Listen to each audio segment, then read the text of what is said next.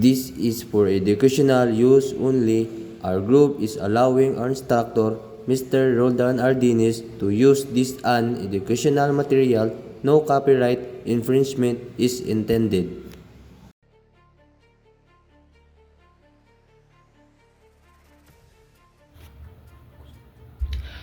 Peace education is a vital process of teaching and learning that aims to nurture values, attitude, and skills necessary for building a culture of peace, nonviolence, and understanding.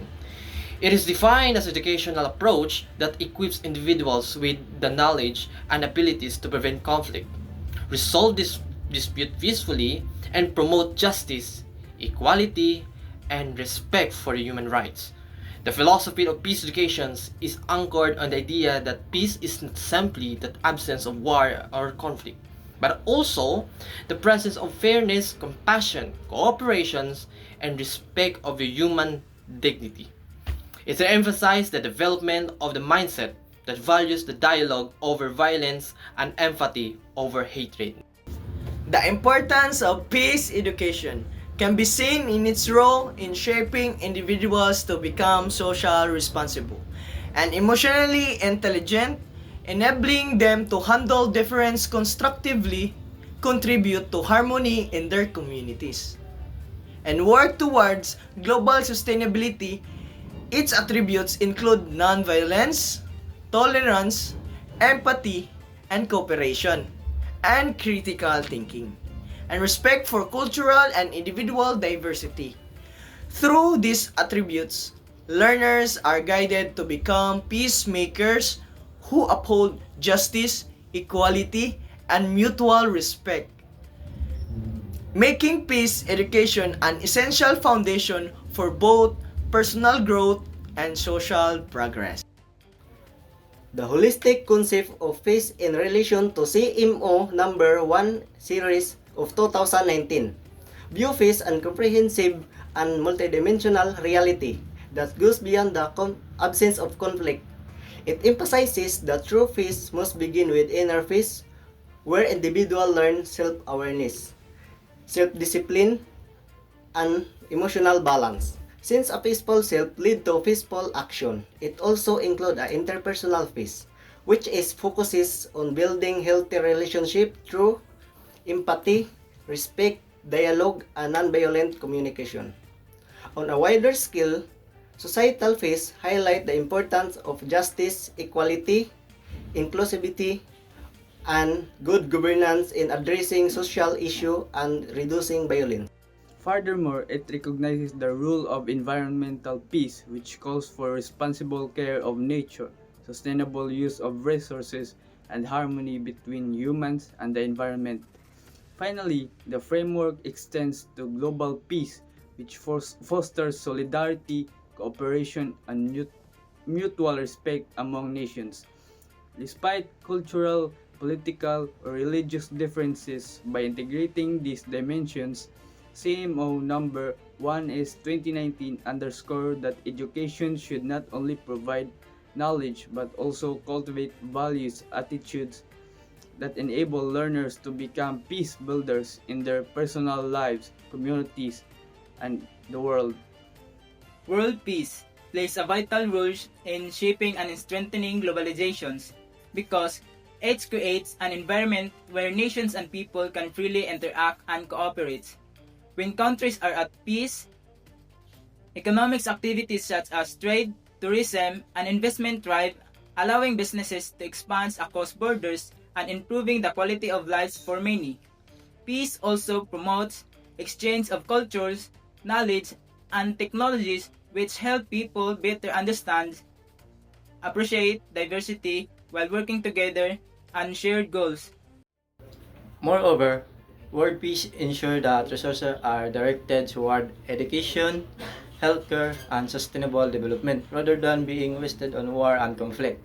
It also strengthens international cooperation in addressing global issues such as poverty, climate change, and public health crises. So without peace, globalization is hindered by instability, inequality, and mistrust among nations. Therefore, achieving and maintaining world peace is essential in building truly interconnected, progressive, and sustainable global community. World peace is an ideal that society has long aspired to achieve, but it continues to face many issues and controversies that challenge its realization. While peace promotes harmony, cooperation, and development, societies around the world still struggle with problems such as terrorism, armed conflicts, and political instability. Poverty and social inequality also threaten peace because they create frustration, unrest, and violence among marginalized groups. Cultural and religious differences, when misunderstood or exploited, often result in discrimination, prejudice, and conflict instead of unity. Human rights violations, authoritarianism, and oppression likewise raise controversies about justice and fairness in achieving true peace. On a global scale, competition for power, resources, and territorial claims among nations continues to hinder international cooperation. Environmental destruction and climate change have also become modern threats to peace as they cause displacement, scarcity of resources, and social tension. These issues show that world peace is not just about ending wars, but also about addressing deeper social, economic, political, and environmental injustice. Thus, peace in society remains both a goal and a challenge, requiring continuous dialogue, education, and collective responsibility.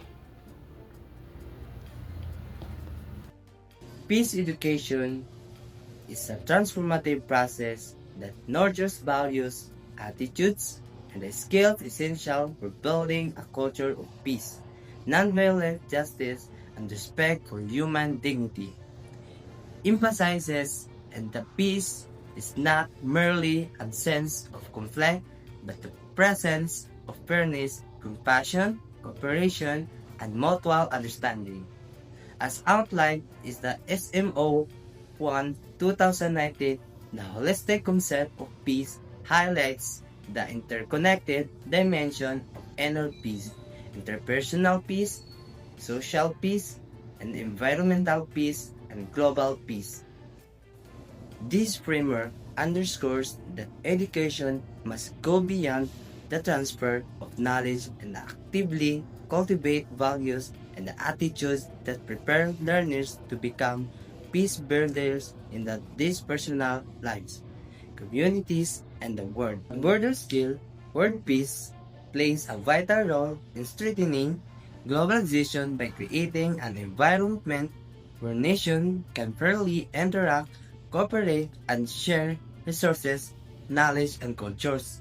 It allows economic activities such as trade, tourism, investment to flourish while directing resources toward education, healthcare, and sustainable development instead of conflict.